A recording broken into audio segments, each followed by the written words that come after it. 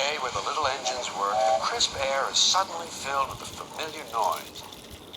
The lakes and mountains have many visitors, and Harold the helicopter flies the sky, making sure that no one is in trouble. All present and correct. Time to return to base. Then Harold noticed something. A sturdy diesel was coming round the mountain. Harold flew lower for a closer inspection. I'm Harold. Who are you? I'm Rusty, replied the diesel. Don't recall seeing you before. What brings you this way?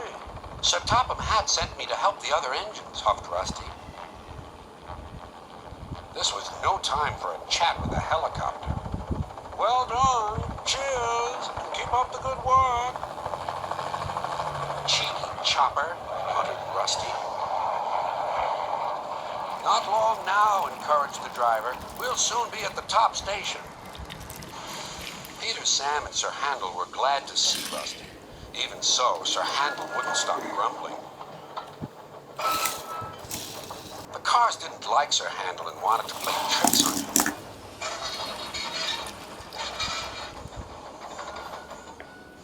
No one understands our feelings, sympathized Gordon. Now, if you were ill, you couldn't shunt cars, could you? Good idea, replied Sir Handel. I'll try it. He did so next morning. I don't feel well, he groaned. There wasn't time to examine him, so some of his cars were coupled behind Peter Sam's coaches. Rusty promised to follow with the rest. Peter Sam didn't mind the extra work. He left his coaches at the station and trundled cheerfully on. Soon they reached the quarry where the cars were needed. Empty cars at the bottom of the slope are hitched to a cable. Loaded ones at the top are hitched to another. By their weight, loaded cars run down the steep slope, pulling the empty ones up.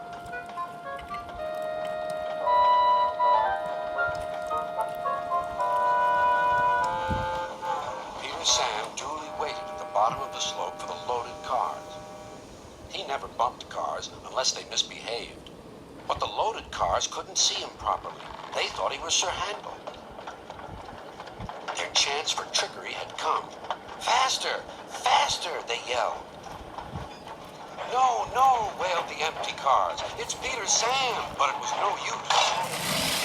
Hurrah! Hurrah! Roared the cars. Peter Sam shut his eyes.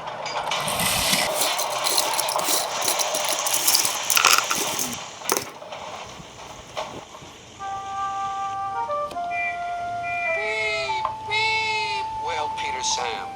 Rusty was working nearby and came to help clear up the mess. Bust my buffers, exclaimed Rusty.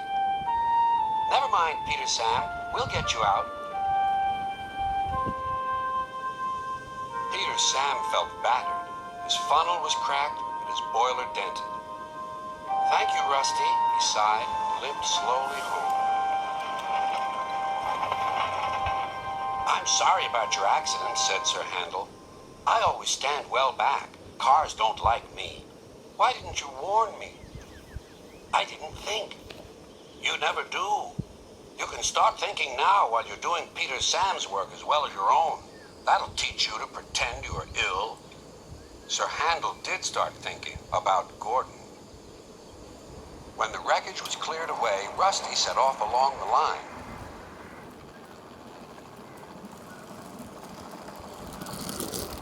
Splendid to see you again, whizzed Harold. I'm completing my evening's lookabout. Well done. Cheers, and keep up the good work. The little diesel purred back home.